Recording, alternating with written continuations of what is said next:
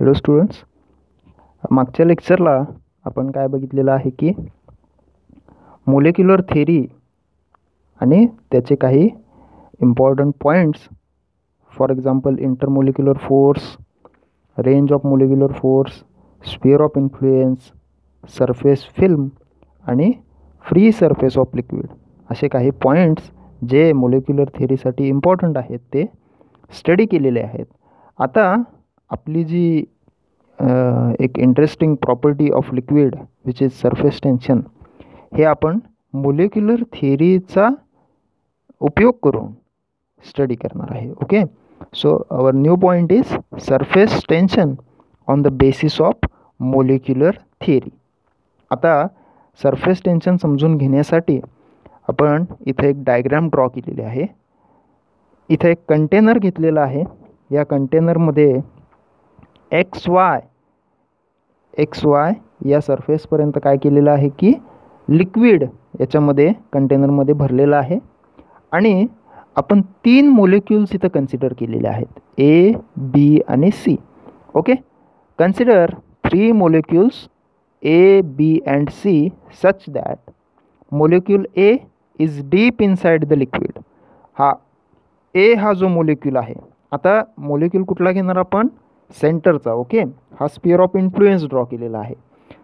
या sphere of इन्फ्लुएन्सच्या सेंटरला जो मोलिक्यूल असणार आहे तो मोलिक्यूल कुठला असणार आहे? ए. ओके, आता हे ए हा मोलिक्यूल कुठं आहे? Completely inside the liquid. Okay, deep inside the liquid. हा पूर्णपणे कशामध्ये आहे की लिक्विडमध्ये आहे. Okay, next molecule B within the surface film. आपण सरफेस फिल्म म्हणजे काय स्टडी केलेलं आहे मागच्या लेक्चरला. तर बी हा मोलिक्यूल कुठं आहे? Within the surface film. Surface फिल्मच्या मध्ये हा बी हा मोलिक्यूल आहे. आणि सी हा मोलिक्यूल हा कुठं आहे? तर on the surface of liquid. C हा molecule on the surface of liquid आहे. म्हणजे जो फ्री सरफेस आहे एक्स वाय, या फ्री सरफेसवरचा मोलिक्यूल कुठला आहे? तर सी हा मोलिक्यूल आहे. ओके, अशा पद्धतीनं या 3 मोलिक्यूलचा उपयोग करून आपण याच्यामध्ये मोलिक्युलर थिअरी वापरून काय करणार आहे की नेमकं सरफेस टेन्शन म्हणजे काय हे समजून घ्यायचा प्रयत्न करणार आहे. Okay, so let us see. First we will see about molecule A. As molecule A is deep inside the liquid. Molecule A हा कुठं आहे असं म्हणलं आहे आपण की तो completely inside the liquid, deep inside the liquid आहे. Okay, so its sphere of influence is also completely inside the liquid.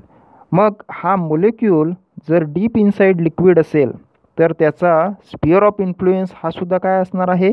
Completely inside the liquid. आता स्फिअर ऑफ इन्फ्लुएन्स म्हणजे काय? तो सगळ्या बाजूचे, आता हा वॉटरमधला मोलिक्यूल आहे, हा त्याच्या आजूबाजूचे सगळीकडचे मोलिक्यूल्स आपल्याकडे अट्रॅक्ट करून घेण्याचा काय करणार आहे? ट्राय करणार आहे. मग त्याचा स्फिअर ऑफ इन्फ्लुएन्स हा सुद्धा काय असणार आहे? Completely inside the liquid. मग असं असल्यामुळं काय होणार आहे? Net cohesive force acting on molecule A is 0.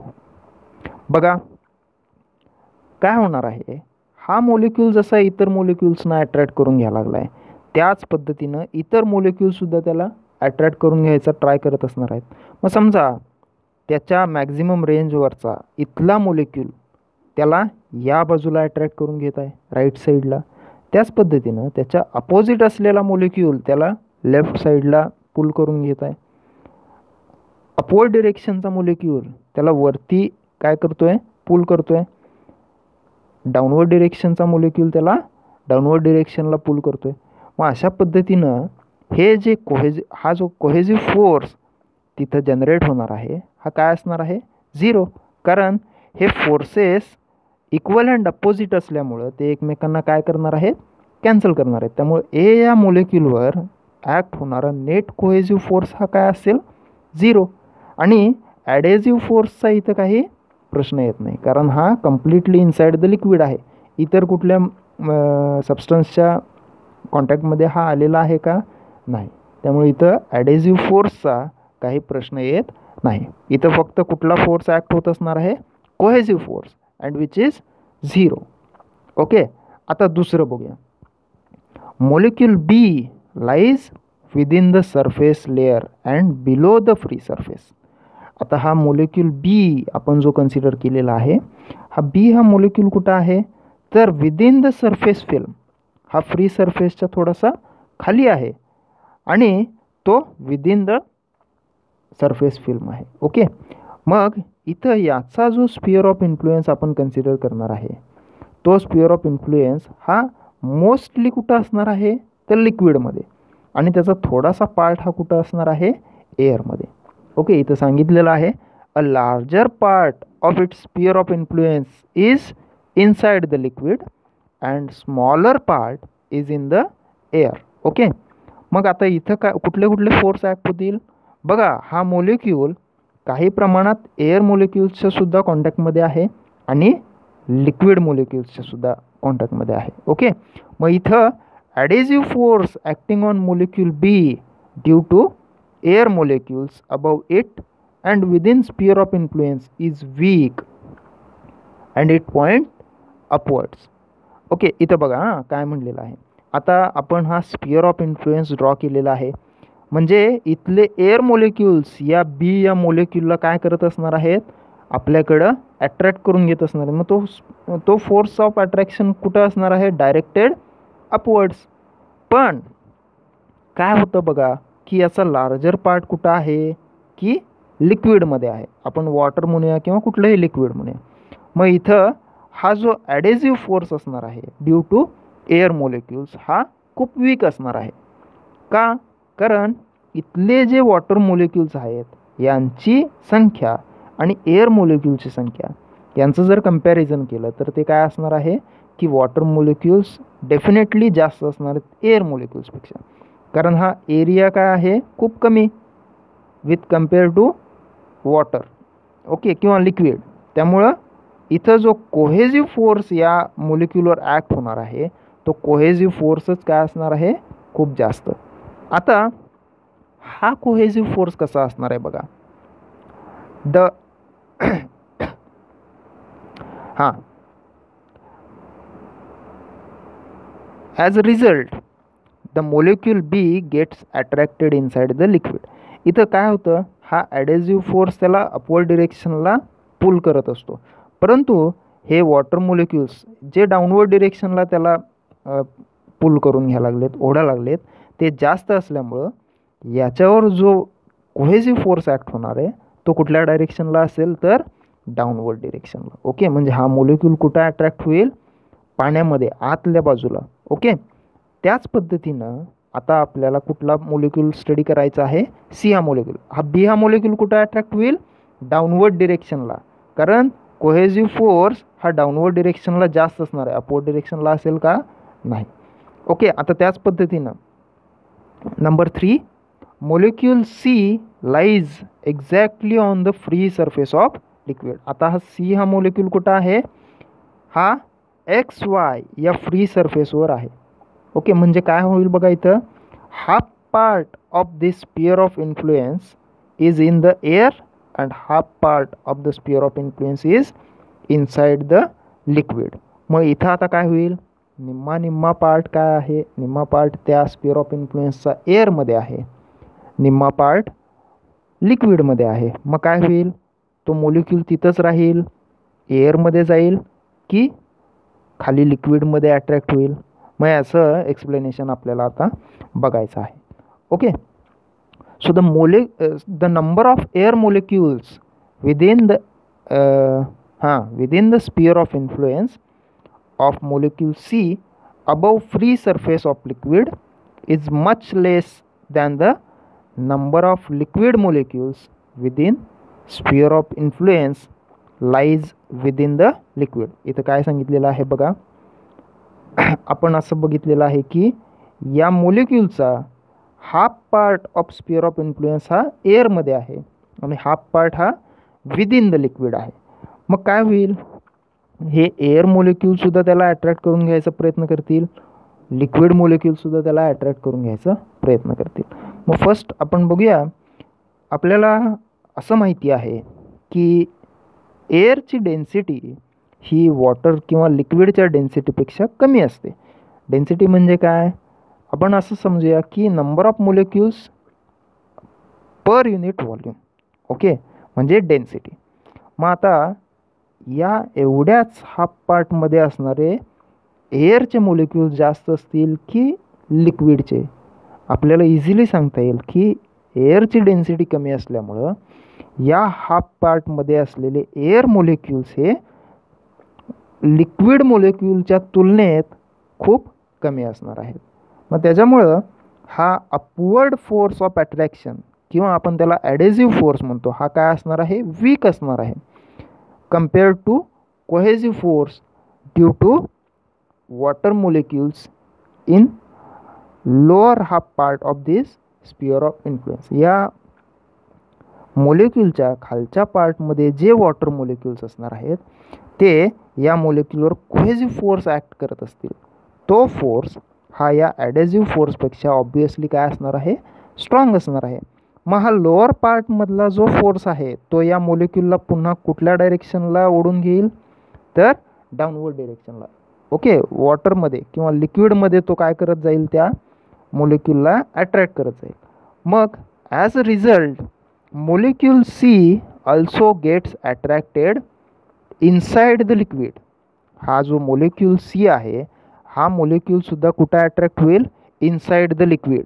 बी हा सरफेस फिल्ममधला जो मोलिक्यूल आहे तो सुद्धा कुठं अट्रॅक्ट होत गेला? तर इनसाइड द लिक्विड.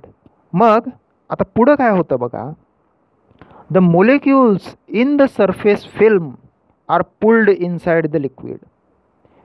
आता बी हा मोलिक्यूल किंवा सरफेसवरचा सी हा मोलिक्यूल, हे दोन्ही मोलिक्यूल किंवा अशा पद्धतीनं या सरफेस फिल्ममध्ये असणारे आणखीन इतर काही मोलिक्युल्स हे डाऊनवर्ड कोहेझिव्ह फोर्समुळं किंवा स्ट्रॉंग डाऊनवर्ड कोहेझिव्ह फोर्समुळं कुठं जातात? की डाऊनवर्ड डिरेक्शनला ट्रॅव्हल करायला स्टार्ट करतात. Okay, so this minimises the total number of molecules in the surface film.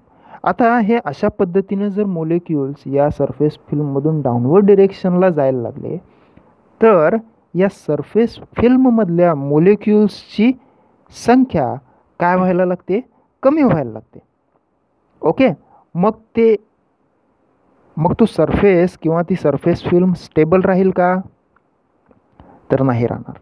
Okay, मग आता हे नंबर ऑफ मोलिक्युल्स काय व्हायला लागलेत बघा, सरफेस फिल्ममधले कमी व्हायला लागलेत. The molecules in the surface film are pulled inside the liquid. This minimises the total number of molecules in the surface film. आता सरफेस फिल्ममधले मोलिक्युल्स काय व्हायला लागलेत? कमी व्हायला लागलेत. मग त्यांची जागा भरून कोण काढणार? तो सरफेस तर स्टेबल असतो. आपण ज्यावेळेस पाण्याचा सरफेस बघतो किंवा कुठल्याही लिक्विडचा सरफेस बघतो एखाद्या कंटेनरमध्ये, त्यावेळी आपल्याला असं ऑब्झर्व होतं की तो सरफेस कसा आहे? स्टेबल आहे, स्टेडी आहे. ओके, मग हे कसं घडतं? As a result the surface film remains under the tension. म्हणजे इथं काय होतं बघा की इथले जे मोलिक्युल्स आहेत, आता समजा हा एक मोलिक्यूल आहे. ओके, हा एक मोलिक्यूल आहे. आता इतर मोलिक्यूल, इकडचा मोलिक्यूलसुद्धा वॉटरमध्ये काय केलेला आहे? अट्रॅक्ट झालेला आहे खालच्या डायरेक्शनला. इकडचा मोलिक्यूलसुद्धा अट्रॅक्ट झालेला आहे.